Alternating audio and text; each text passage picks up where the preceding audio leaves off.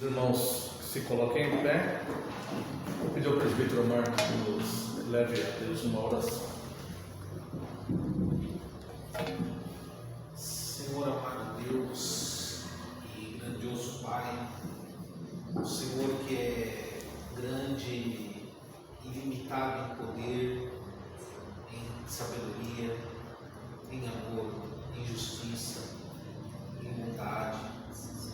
O Senhor que é ilimitado, meu Deus, e que com a Tua graça nos assiste em todas as coisas.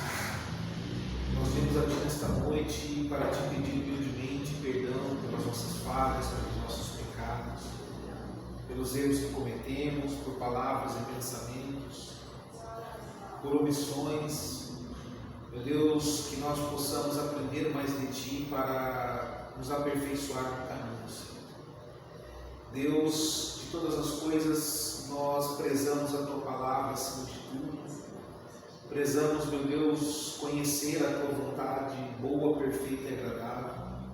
Por isso nós Te pedimos nesta noite a Tua iluminação sobre esta palavra revelada, o livro das revelações. Meu Deus, que nós possamos aprender mais, que nós possamos, meu Pai, cada dia ser aperfeiçoados pelo Teu Espírito. Meu Deus, e que possamos nesta noite entender, meu Pai, o Teu propósito nas cartas às igrejas. Meu Deus, que a iluminação da Tua palavra também ilumine o nosso caminho. Nós consagramos a Ti esse estudo e pedimos a Tua bênção e a Tua graça, Senhor. Te louvamos de todo o nosso coração, em nome de Jesus. Amém. Os irmãos podem sentar-se. Tá bom o som, sim? Bom, então, irmãos, vamos dar sequência ao nosso estudo do Apocalipse. Estamos analisando as cartas, né? Então, nós vimos na apresentação, no capítulo 1, que o Senhor Jesus ele manda João enviar a carta para 7 igrejas da Ásia. E nós temos que analisar, né, o conteúdo dessas sete cartas, dessas 7 igrejas, né? Então, a semana passada, nós estudamos sobre a igreja de Éfeso. E nós podemos perceber ali que a igreja era fiel teologicamente, doutrinariamente, mas a igreja abandonou o amor e não se arrependeu por isso, né? Então nós vemos que na maioria das cartas existe Jesus reconhecendo boas obras. Quando existem as más obras também daquela igreja, o Senhor Jesus ele aponta, né? Ele dá normalmente o tempo do arrependimento e tem as ameaças caso não haja o arrependimento da igreja. Hoje nós vamos falar sobre 2 igrejas, tá? Eu fiz uma fusão da lição 4 e da lição 5, tá? Então, para efeito da apostila, amanhã eu envio para os irmãos, se Deus permitir, a lição 4 e a lição 5, tá? Hoje nós vamos falar a respeito da igreja de Esmirna.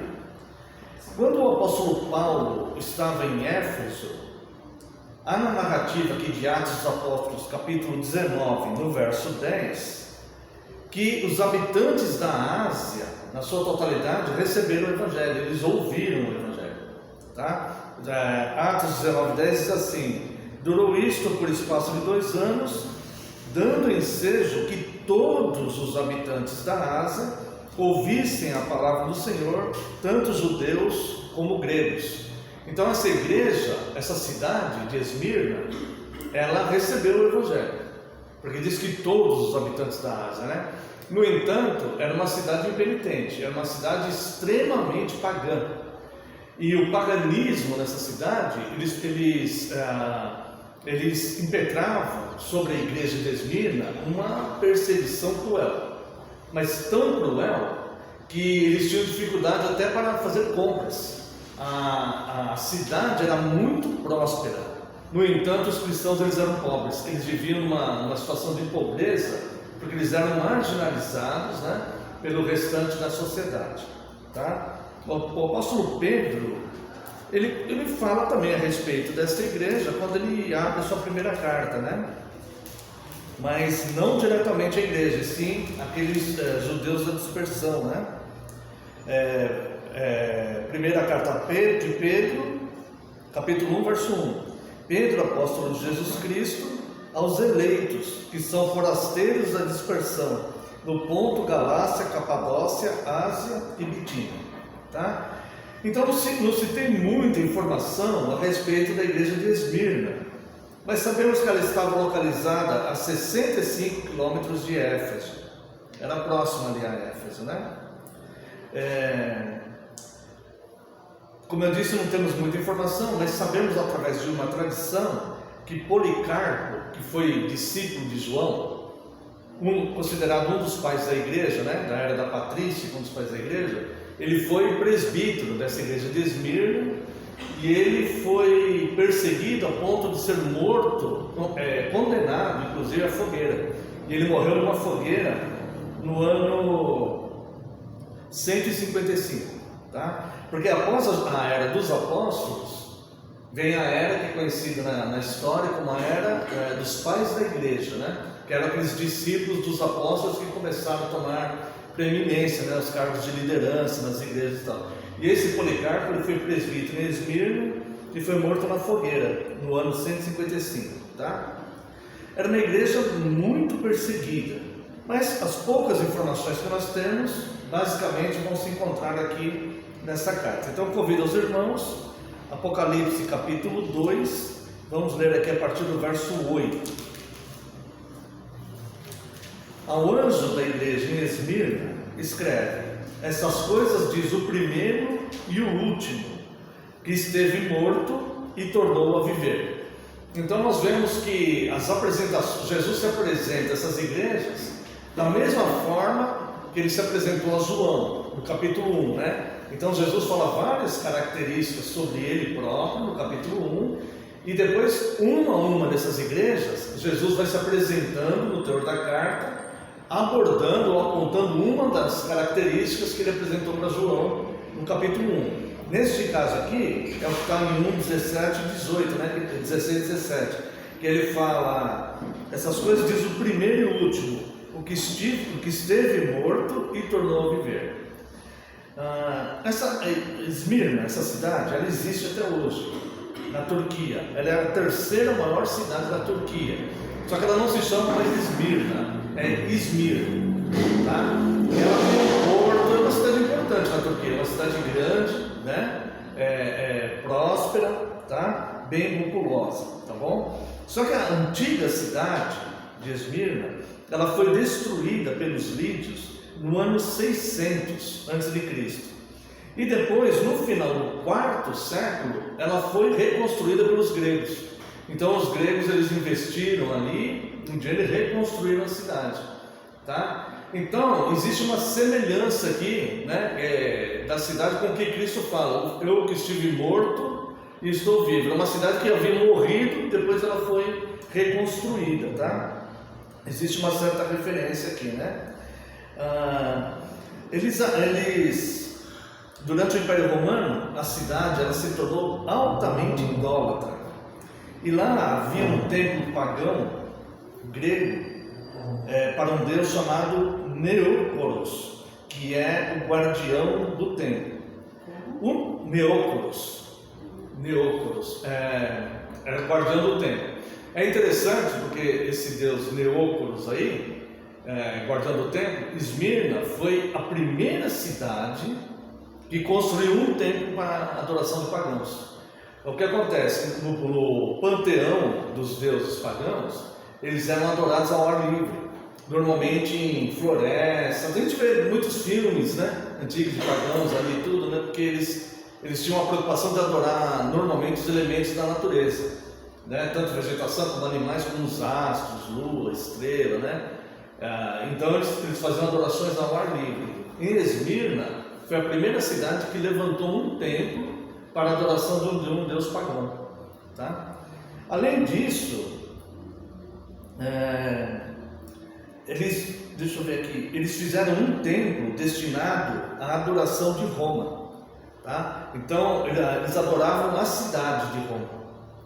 Eles eram uma espécie de capital de Roma na Ásia. Eles se tornaram uma espécie de capital do Império Romano na Ásia. Então eles levantaram um templo para adoração à própria cidade de Roma, tá?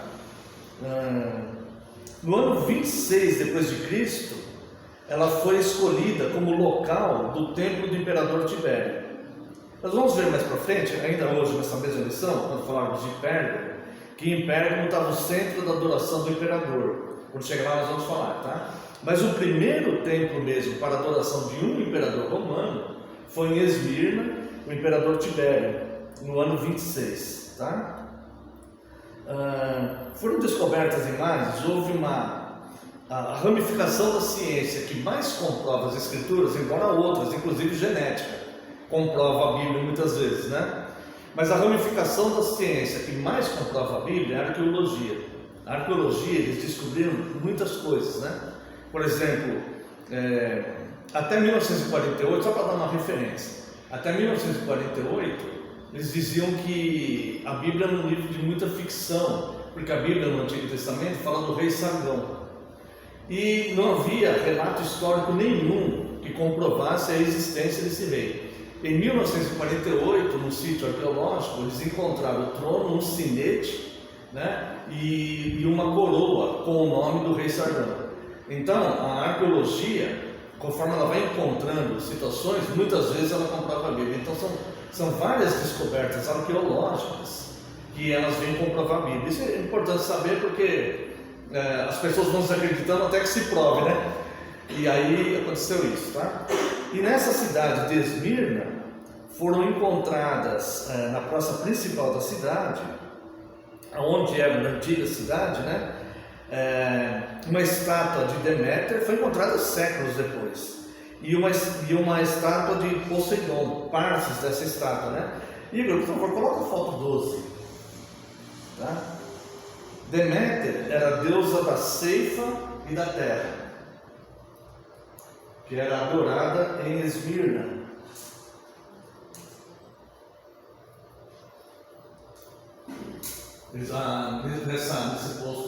Nesse sítio arqueológico, né, encontraram partes da estátua dessa deusa. Coloca a foto 13 também. Essa aqui é Poseidon, também foi encontrado, né? Deus dos mares. Ele tem como é que fala quando é dois nomes iguais? Não, quando tem um outro Deus semelhante, que é Deus do mar também, adorado pelos gregos, que é Netuno, tá? E é mais ou menos na mesma, com um tridente na mão também, coisas assim, tá bom? Jesus diz que esteve morto e voltou a viver. Essa expressão demonstra a vitória de Jesus sobre a morte, né? Também faz uma referência ao passado. Então Esmirna sofria muitas perseguições os cristãos ali, a igreja, por estarem no centro do paganismo, né? Mas essa mensagem é importante porque o Senhor deles não está morto, morreu e reviveu, tá? Então, embora eles sofressem toda aquela perseguição, eles vão receber uma carta de Cristo dizendo: olha, eu estive morto, eu padeci, eu fui julgado, condenado injustamente, né? Padeci, morri na cruz, mas estou vivo, tá? E isso é uma mensagem que trazia muito consolo a eles, né? Vamos ao verso 9. Conheço a tua tribulação, a tua pobreza, mas tu és rico, e a blasfêmia dos que a si mesmos se declaram judeus e não são, antes sinagoga de Satanás. Bom, Jesus, aqui que ele demonstra que ele vê o sofrimento dos seus pequeninos, isso não só em Esmirna, mas em todos os lugares, né? Convido os irmãos para um texto simples, aqui em Marcos, capítulo 1, verso 41. Evangelho de Marcos, capítulo 1, verso 41.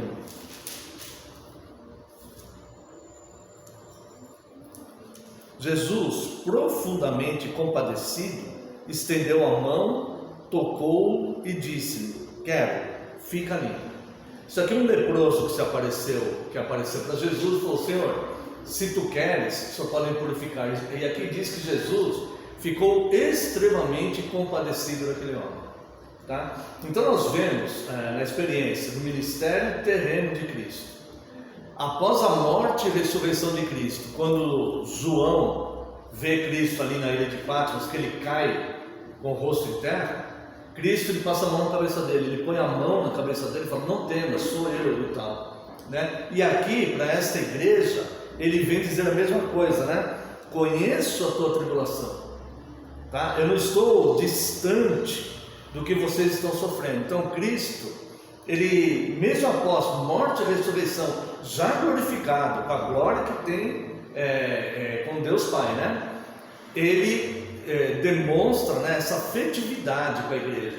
Então nós não servimos um Deus que é um Deus distante, que é um Deus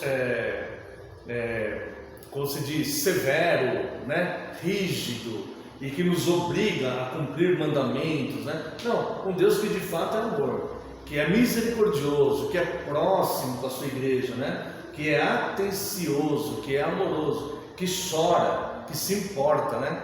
Que se entristece. A palavra de Deus fala: não entristeçais o Espírito Santo.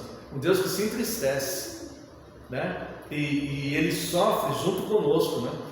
Romanos 8 fala que o Espírito, fala que a criação geme, aguardando a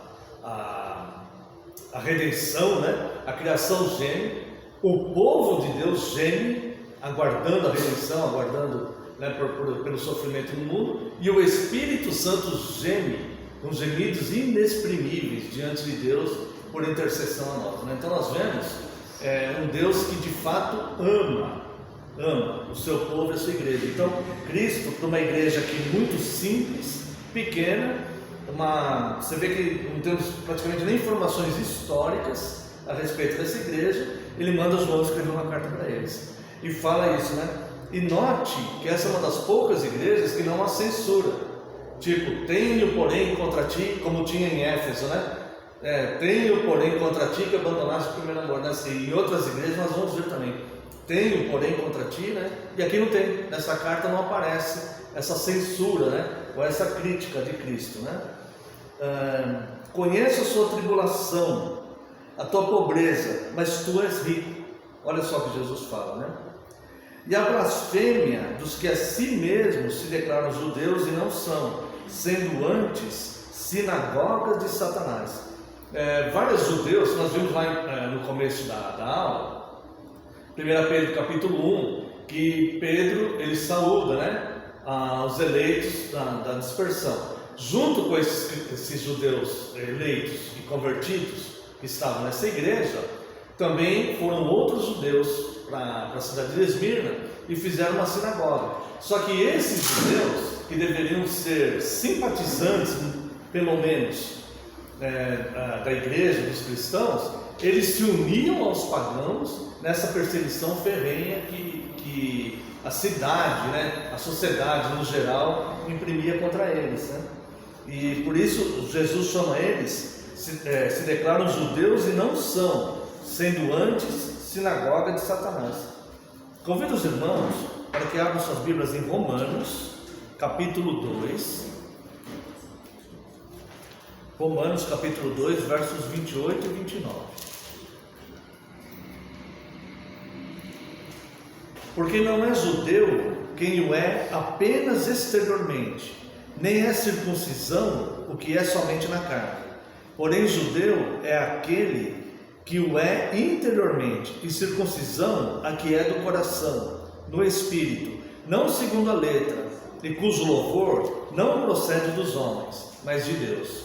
Essa passagem aqui de Esmirna, né, esse versículo e esse aqui que nós lemos de Romanos, eles vão começar a fazer um sentido muito grande quando a gente chegar nos 144 mil, né, nos 144 mil eleitos, nos 144 mil salvos, tá? Que alguns vão dizer que são só os judeus e tudo mais, né?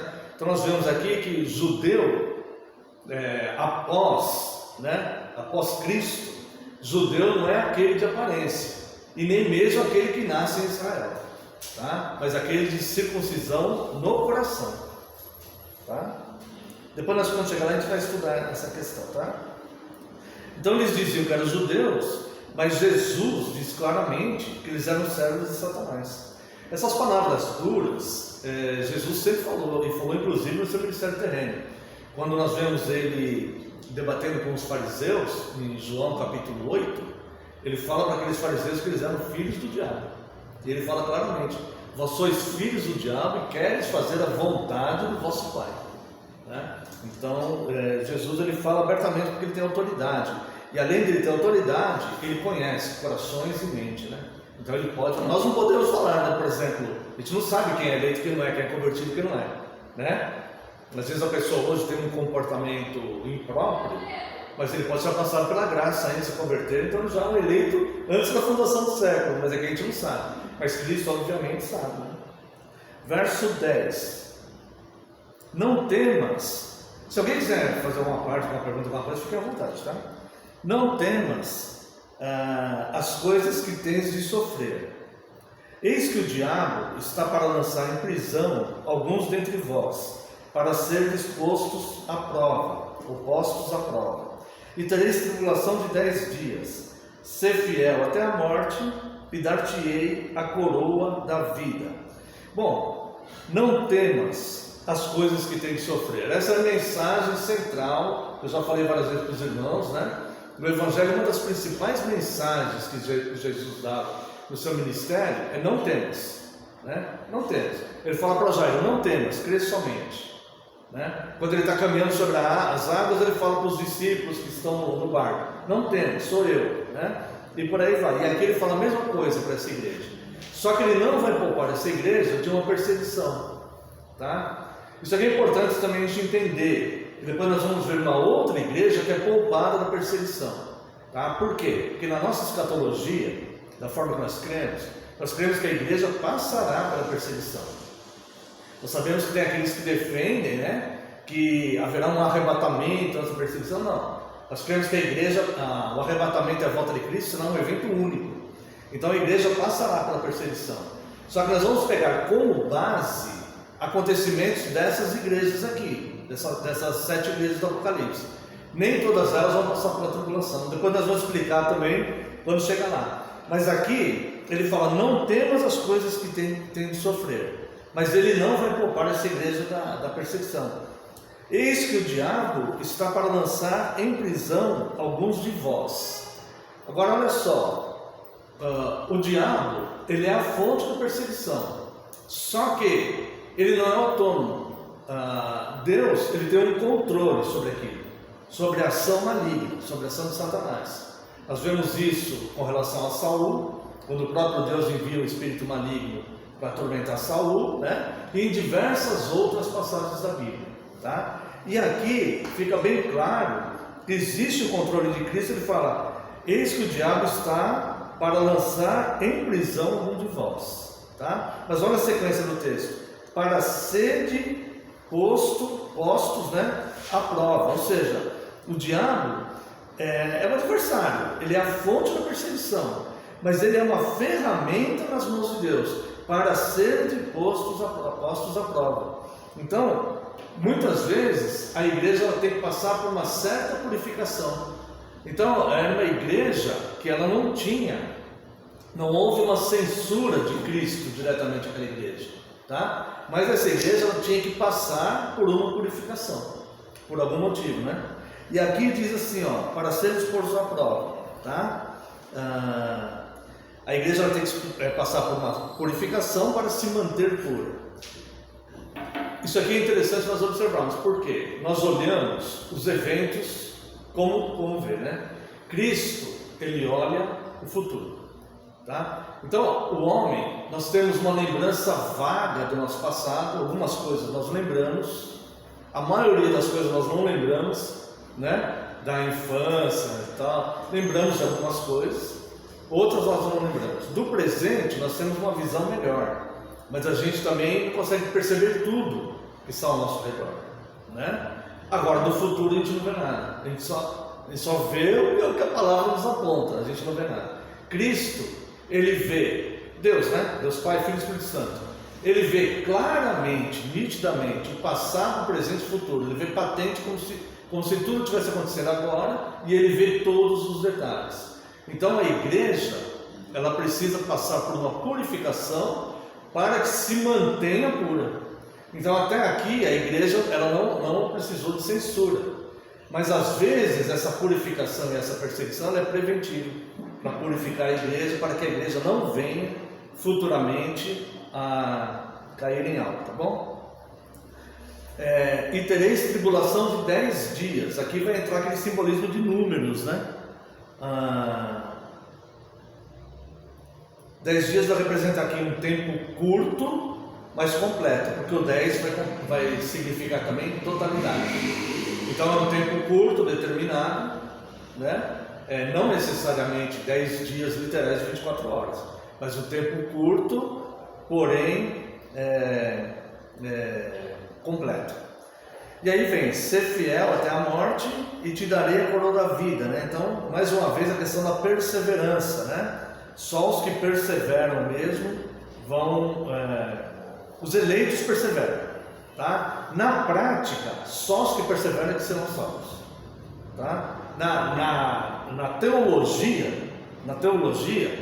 a gente sabe que o eleito ele vai perseverar. Na prática, só o que persevera é que vai ser salvo. É por isso que alguns falam, mas a teologia é calvinista, mas a pregação é arminiana, né? É porque na teologia a gente sabe que aqueles eleitos eles vão perseverar. Na prática, a gente sabe que quem perseverar é que vai ser salvo. Na verdade, são aqueles eleitos que iriam perseverar de qualquer jeito, só que a gente não sabe. Deu para entender mais ou menos? Ficou confuso? Não? Deu para entender, né? Tudo certo até aqui? E o verso 11: quem tem ouvidos, ouça o que o Espírito diz às igrejas. O vencedor, de nenhum modo, sofrerá o dano da segunda morte. Então, mais uma vez, Jesus fala isso, né? Quem tem ouvidos, ouça. Já explicamos na carta passada, né? Que alguns ouvem, mas não com os ouvidos espirituais. Está ouvindo, mas não está absorvendo. Aquilo né? Agora, quem ouve com os ouvidos espirituais vai ficar atento, né? No sentido de ouvir, no sentido de aceitação. Não só de escutar, mas no sentido de aceitação, né? Quem tem ouvidos, ouça o que o Espírito diz às igrejas no plural. O vencedor, de modo nenhum, sofrerá o dano da segunda morte. O salário do pecado é a morte, tá? A morte física, para o cristão, ele vai ser a redenção, tá? O que diz aqui da segunda morte é a morte, separação definitiva de Deus, tá? Que vai ser quando a pessoa será lançada no lago de fogo, né? Porque nós vemos aqui em Hebreus capítulo 9, verso 27, Hebreus capítulo 9, verso 27, que ao homem é dado morrer apenas uma vez. 9, 27, né? E assim como aos homens está ordenado morrerem uma só vez, vindo depois disto o juízo. Então a morte física é uma só. Esse versículo, a doutrina da reencarnação, por exemplo, esse versículo ele aniquila ela, tá? Então depois da morte física, aí vem o juízo, né? Porque a doutrina da reencarnação, eles pensam que a pessoa vai nascer novamente, outro corpo físico e tal, tá? Algum comentário? Alguma pergunta? Não? Bom, os santos que viviam em Esmirna no primeiro século tinham muitas adversidades, né? A cidade servia a ídolos pagãos e fazia uma oposição ferrenha a eles. Mas Cristo vem e os consola, né? Os previne da tribulação, mas estará com eles, guardando e protegendo, né? O tempo passou e a história nos mostra que essa igreja resistiu firme e venceu, passou pela tribulação e não desistiu, tá? Essa igreja, ela existe até hoje, a cidade está firme e tem uma grande comunidade cristã nessa cidade de Esmirna. Tudo bem até aqui? Tá? Então vamos à lição 5, que é a igreja de Pérgamo.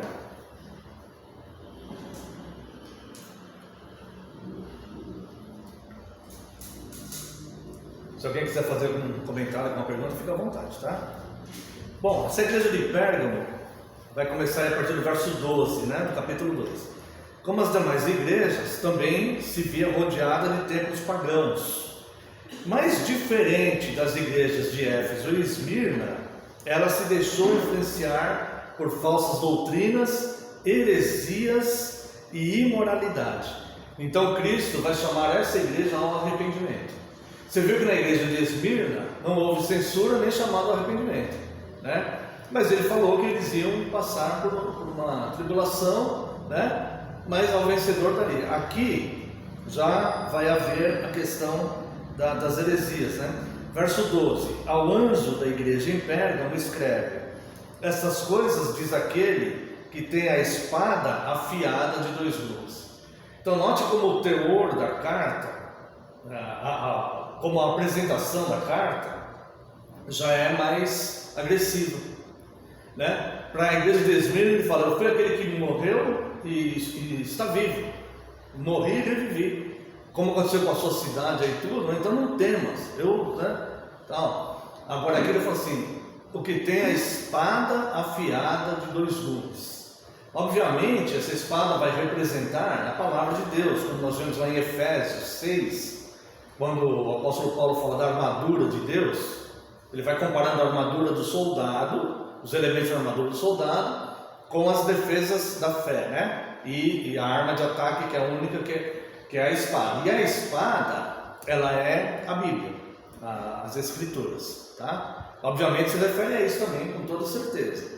Mas também Jesus está mandando uma mensagem assim, falou assim: olha, Pérgamo era o centro de adoração ao imperador, onde estava o culto ao imperador. Culto ao imperador na cidade de Pérgamo. E a igreja cedia aquilo. A igreja era conivente com pessoas que traziam falsos ensinos, faziam um sincretismo religioso com os pagãos. Não era uma igreja perseguida como de Esmirna, que estava no meio dos pagãos, mas se mantinha fiel. E os pagãos então perseguiam ela, tá? Essa não, essa já fazia aquele meio de campo ali, já estava, né? Queria agradar todo mundo e aceitava tudo e tal. Então Jesus ele já começa com essa palavra mais agressiva, né? Ao anjo da igreja pergunta: essas coisas diz aquele que tem a espada afiada de 2 gumes. Jesus, ele está dizendo assim, ele falou assim: olha, quem tem a espada não é Roma, quem tem a espada mesmo sou eu, tá? A minha espada pode destruir Roma e pode destruir essa cidade. Então essa igreja, ela só é citada aqui em Apocalipse, né? No passado, antes dessa carta, eles pertenciam aos Seleucidas, que eram gauleses, né? E a cidade conquistou a sua independência no ano 190 a.C., mas ela foi conquistada pelos romanos no ano 133. E nesta cidade, por mais de 200 anos, eles mantiveram o culto principal de adoração ao imperador. Então o que eles faziam naquele meio pagão? Os romanos, eles agiam de 2 formas, tá? Uma política e outra religiosa. Isso também vai ser muito importante quando a gente chegar no capítulo 13, para ver as 2 bestas, tá? Eles faziam assim, de forma política. Eles dominaram o mundo inteiro. Se você pegar a história do Império Romano, todo mundo civilizado da época, o mundo conhecido da época, estava dominando, tá? Então eles fizeram uma espécie de globalização.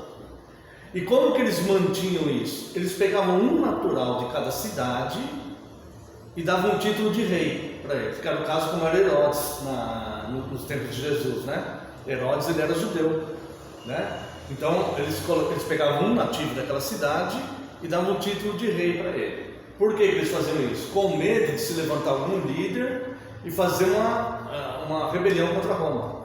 Então eles colocavam sempre um nativo ali, que na verdade era só de fachada, ele fazia a vontade de Roma, mas ele era alguém local ali, tá? E na religião, o que eles faziam? Eles aceitavam toda a religião de todo mundo, né? Eles não proibiam as religiões. Não existia nação ateu que não tinha religião. Toda nação tinha religião, né? serviam algum Deus. Então eles aceitavam a religião de todo mundo, só que todo mundo tinha que adorar o imperador. E é por isso que os cristãos e os judeus passavam dificuldades ali com eles, né? Tá? Então em Roma,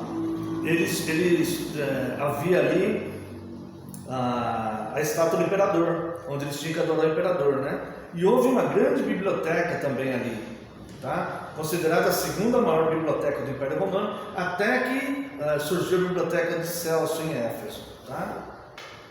Um outro detalhe dessa cidade é que Pérgamo foi a cidade que usou pela primeira vez pele de animais como material para escrita. É por isso que chama pergaminho. Coloca a foto 14, por gentileza.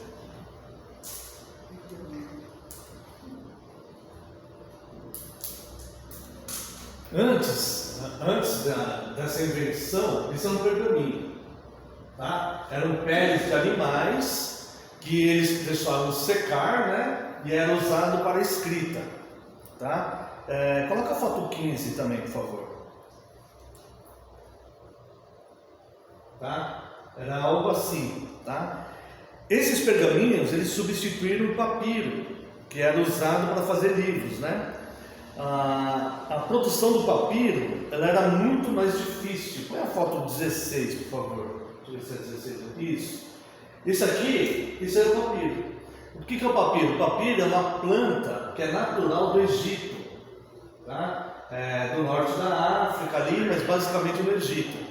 Então, o que eles faziam? Eles pegavam essa planta, eles trançavam ela, né? Eles retiravam as fatias do caule, faziam uma trama, depois prensava, secava e polia. Só depois de todo esse processo é que poderia usar então para a escrita. Então essa planta tinha que vir do Egito para Roma, para a Ásia, para um monte de lugar, passar por todo esse processo, entrar num negócio meio caro, difícil, né? E mais trabalhoso, tá? Aí eles inventaram então o papiro. Coloca a foto 18, por favor, né? Eles inventaram isso. Esse é o. Volta no lance, acho que esse é o 18? Não tem uma antes? Essa aí. Essa daqui é o papiro, como ele ficava depois da escrita, feito daquela planta ali, tá? Então, era muito mais prático a pele de animais. Então, eles desenvolveram aquele processo. Agora pode pôr na outra, nessa aí. Nesse processo aqui, então, tá? Conservava a escrita por muito mais tempo e não era um processo tão caro e tão trabalhoso, né? Então, a cidade, ela conseguiu um certo destaque aí em função disso, tá? Então, Cristo ele vem e fala, né? Essas coisas diz aquele que tem a espada afiada de 2 gumes, tá? Ou seja, é Jesus e não o governo romano que vai portar essa espada. Verso 13: conheço o lugar que habitas. E olha só como Jesus se relaciona a este centro de adoração ao imperador. Verso 13: conheço o lugar em que habitas, onde está o trono de Satanás. Tá? Isso aqui é muito importante, irmãos, porque existem muitas correntes, né? Inclusive os reformadores, né? Eles alegavam que Nero, o Império Romano, eles eram de fato a grande besta, né? E que moveria ali o anticristo e tudo mais, e deles viria a religião do anticristo, tá? Então Jesus ele usa aqui esse termo no verso 13, porque nessa cidade, tá? Era a capital ali de Roma mesmo, na cidade, onde havia o culto de adoração aos imperadores, Trajano, Severo, Augusto, né, e todos os outros. Conheço o lugar em que habitas, onde está o trono de Satanás, e que conservas o meu nome e não negaste a minha fé. Olha só que coisa interessante, né? Vocês não negaram, vocês conservam o meu nome e não negaram a fé, tá? Ainda nos dias de Antipas, minha testemunha, meu fiel, o qual foi morto entre vós, onde Satanás habita.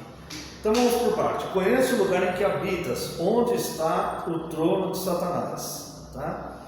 Aqui, desde o ano 29, né, havia ali um templo dedicado primeiro ao imperador Augusto e depois aos outros imperadores, né? Além dos templos aos imperadores, nessa cidade haviam os templos para os deuses Zeus, Atena, Dionísio e Asclépio, tá? Então ali havia uma mistura na cidade da falsa religião, do paganismo e da religião oficial do Império Romano, que não tinha nas outras cidades. Está dando para entender? Então havia uma mistura ali, né, desse sincretismo religioso. E quando fala falsa religião, é o falso cristianismo. Tá? Vamos ver lá em 1 Coríntios, capítulo 10, uma declaração do apóstolo Paulo aqui, que vai deixar isso aqui bem mais claro, né? 1 Coríntios, capítulo 10, versos 19 e 20. Que digo, pois, que o sacrificado ao ídolo é alguma coisa, ou que o próprio ídolo tem algum valor? Antes digo que as coisas que eles sacrificam é a demônios que as sacrificam e não a Deus. Eu não quero que vos torneis associado aos demônios. Então o que Paulo fala no teor da carta? Se o ídolo em si mesmo, ele não é nada. Então nós vimos ali, né, Deméter e tal, são estátuas, tá? Ele em si mesmo não é nada. Mas quem adora os ídolos é demônios que adoram. Então o ídolo em si mesmo ele não é nada, mas quem sacrifica os ídolos é a demônios que sacrificam, tá? E aí ele fala: eu não quero que vocês se associeis, né? Não quero que vos associeis aos demônios. E essa igreja, ela estava totalmente nesse sincretismo aí, tá? Existe eu não vou citar o nome, né? Mas existe uma denominação muito grande no Brasil, conhecida, que tem um sincretismo claro entre o cristianismo e o candomblé. Uma denominação bem conhecida no Brasil, né? Então, as coisas elas devem ser, né, separadas, né? Tá? Então, e que conservas o meu nome e não negaste minha fé, ainda nos dias de Antipas. Jesus aqui elogia a perseverança dos cristãos dessa igreja, que foram fiéis a Cristo, mesmo sob perseguição intensa, tá? E ele comenta aqui Antipas. Esse Antipas, ele só é comentado aqui, e nós sabemos que ele é um mártir, porque Jesus fala aqui, né? Não tem como rastrear quem foi ele, quem foi esse Antipas. Sabemos que ele é um mártir, tá? Conheço o lugar em que habitas, onde está o trono de Satanás. Não negaste minha fé, ainda nos dias de Antipas. Agora olha só, ninguém conhece Antipas na história. Ninguém conhece, ninguém sabe quem ele foi. Só sabemos essa informação aqui. Agora, Cristo conhece e cita ele, tá? Antipas, minha testemunha, meu fiel, o qual foi morto entre vós, tá? Isso aqui também é algo importante da gente ver nessa questão, como Deus nos reconhece, mesmo que as pessoas não nos reconheçam, né? Mesmo que quantos cristãos passaram pela história, tendo sido fiéis, muitos martirizados, que a história nem registra o nome deles, né? Esse Jesus conhece e fala: minha testemunha, meu fiel. Isso aqui vai ter um reflexo ao longo do livro. Quando chegar no capítulo 6, nós vamos ver que existe o clamor dos mártires, os que morreram por causa de Cristo. E eles vão falar: até quando, ó soberano e justo Senhor, não julgas nosso sangue, né? E ele fala: guarda mais um pouco para juntar ali e tal. E esta oração deles vai ser levada em taças de ouro diante de Deus, e nessas taças Deus vai receber aquela oração e nesse simbolismo no Apocalipse, nessas taças, Deus vai enviar o flagelo contra os ímpios. Isso tudo vai ter um significado bastante interessante. E aqui Jesus ele cita um nome de um desses mártires, né?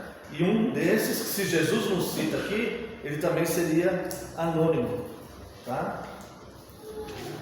Verso 14. Então Jesus ele elogiou aqui, né, a igreja que estava se mantendo fiel, mas tolerava e aceitava também a falsa pregação. É um negócio até que meio incoerente, né, você pensar, né, porque uma igreja se mantém fiel, mas que aceita uma pregação, mantém o nome de Cristo, né, e os preceitos elementares da fé cristã, mas é tolerante com as falsas pregações, né? Verso 14: tenho todavia contra ti algumas coisas. E aqui Jesus ele vai apontar essa questão dessa suposta incoerência, né? Não eram todos dessa igreja, alguns se mantinham fiéis, mas alguns toleravam, né? Então ele vai falar assim: pois que tens aí os que sustentam a doutrina de Balaão, o qual ensinava a Balaque a armar ciladas diante dos filhos de Israel para comerem coisas sacrificadas aos ídolos e praticarem prostituição. Quero convidar os irmãos a abrir suas Bíblias aqui no livro de Números, capítulo 25.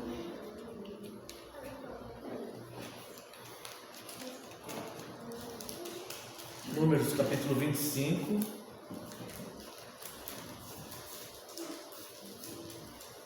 Então, nós vamos ver aqui algo interessante. Vamos fazer a leitura a partir do verso 25. Perdão, é Números 22, a partir do verso 25. Desculpa, irmãos.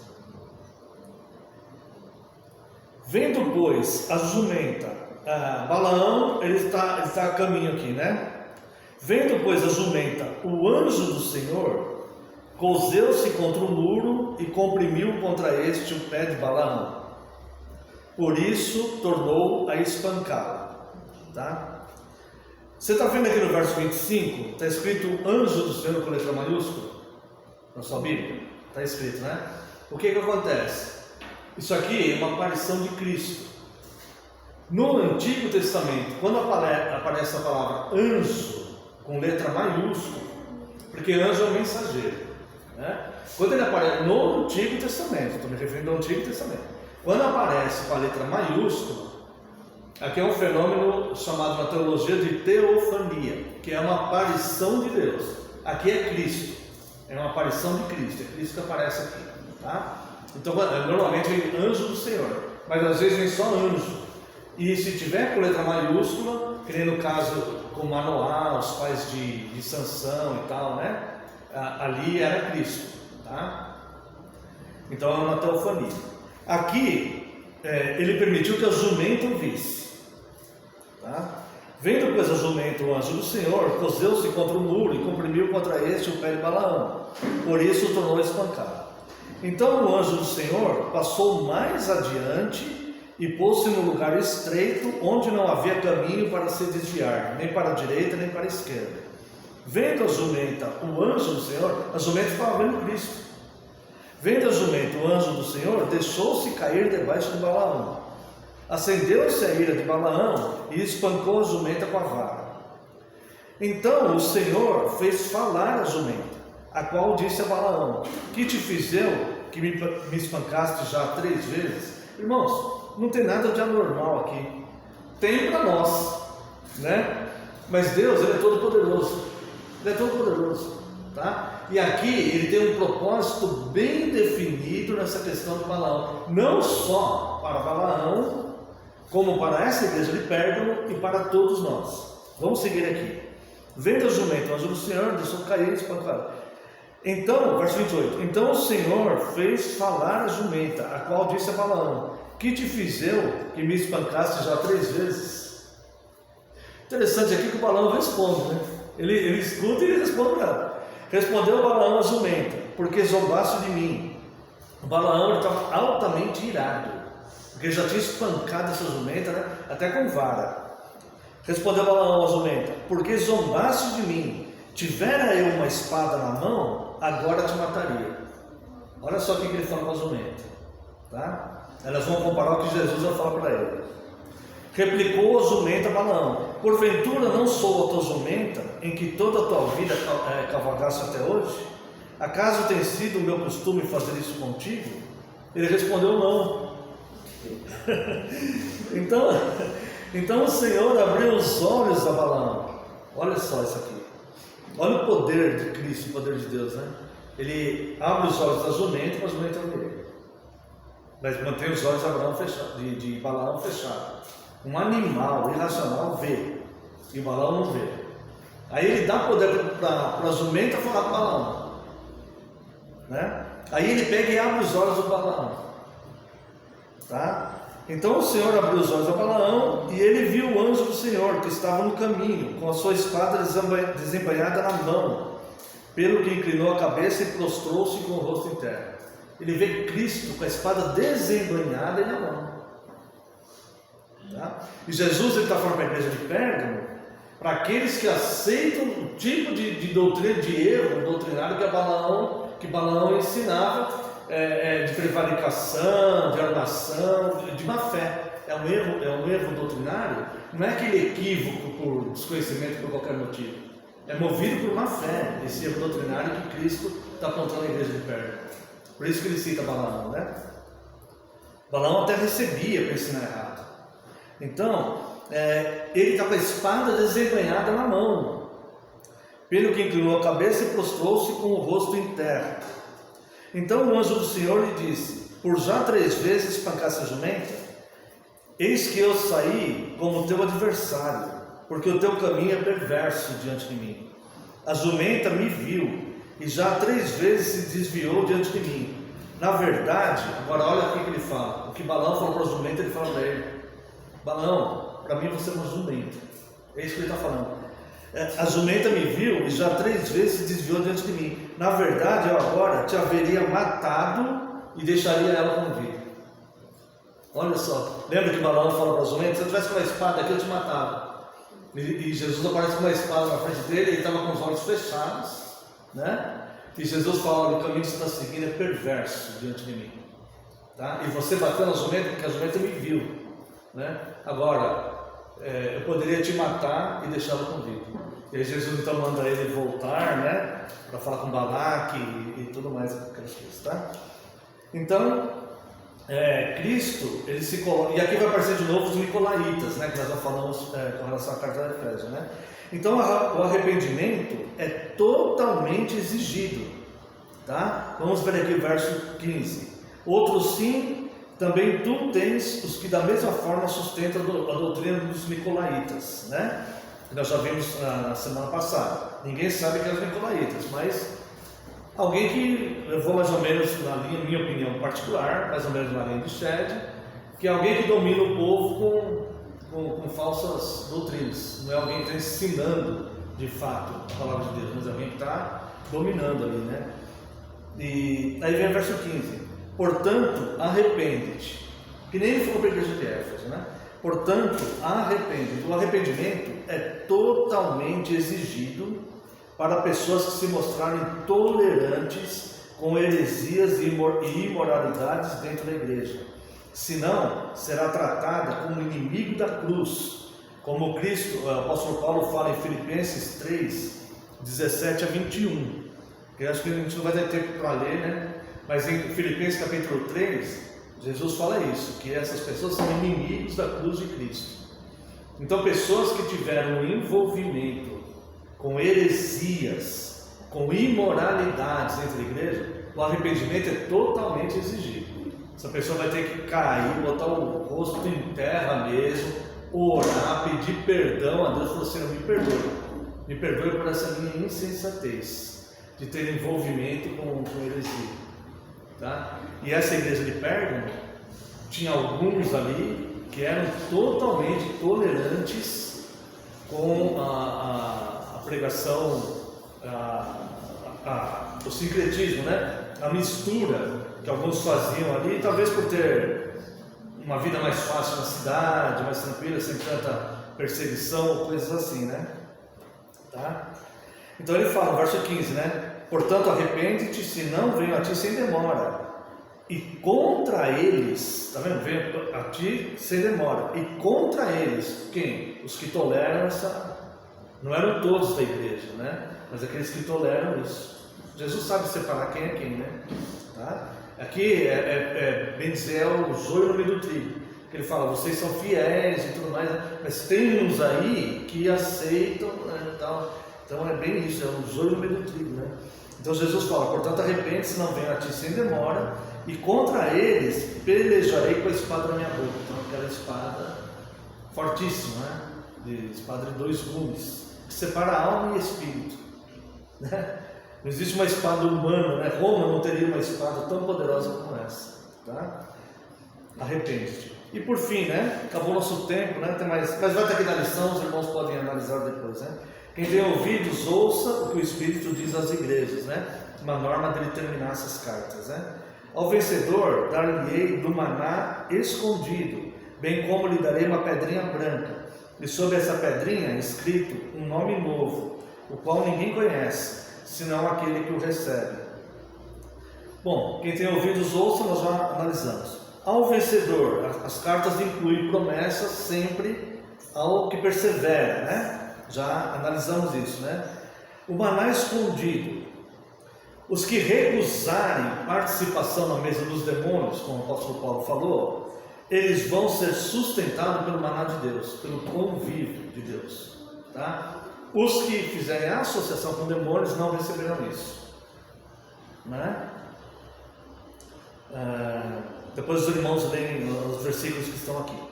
A mensagem de Jesus continua oculta para os sábios deste mundo, mas ela começa a ficar clara para aqueles que buscam as respostas nas escrituras, né? Uma pedrinha branca com o nome escrito. Uma das primeiras providências que Deus toma é trocar o nome, e Ele vai trocar o nome de todos nós no céu. Todos terão um novo nome escrito, né? Até Jerusalém, depois os irmãos olham lá, capítulo 62, né? Vai ser mudado o nome, de como é conhecido, né? Abrão passou para Abraão, Saraí para Sara, Saulo para Paulo, e por aí vai. Ele vai trocando o nome dos seus escolhidos. No céu, cada um de nós vai ter um novo nome, tá? A pedrinha branca, só a questão de Jerusalém, né? Conhecida, a cidade perseguida como desamparada e desolada, ele vai chamar de minha delícia e desposada, está lá em Isaías 62, tá? A pedrinha branca tinha vários significados, né? Usada para absolver pessoas inocentes acusadas de algum delito. Então, se a pessoa ela foi inocentada no tribunal, o que eles davam para a pessoa, falavam assim, olha, eu fui inocentado, fui absolvido. Eles davam uma pedrinha branca, aquela pedrinha era usada para isso, tá? Os romanos usavam, né, como ingresso em eventos, tá? E os que venciam corridas, atletismo, ganhavam também como uma lembrança, uma espécie de medalha de ouro, né? Eles ganhavam essa pedrinha branca. Então essa pedrinha ela tem esses simbolismos. Depois tem outros aqui, os irmãos olham, né? Terminamos porque passou o tempo. Devemos manter a pureza do Evangelho e rejeitarmos idolatria, imoralidade ou distorções de qualquer natureza. Toda falsa doutrina vem do diabo. Toda falsa doutrina vem do diabo, tá? Por quê? Porque normalmente se a pessoa ensina sem querer, não, se é sem querer ela não ensina, porque nós temos a Bíblia, que é a nossa regra de fé e prática.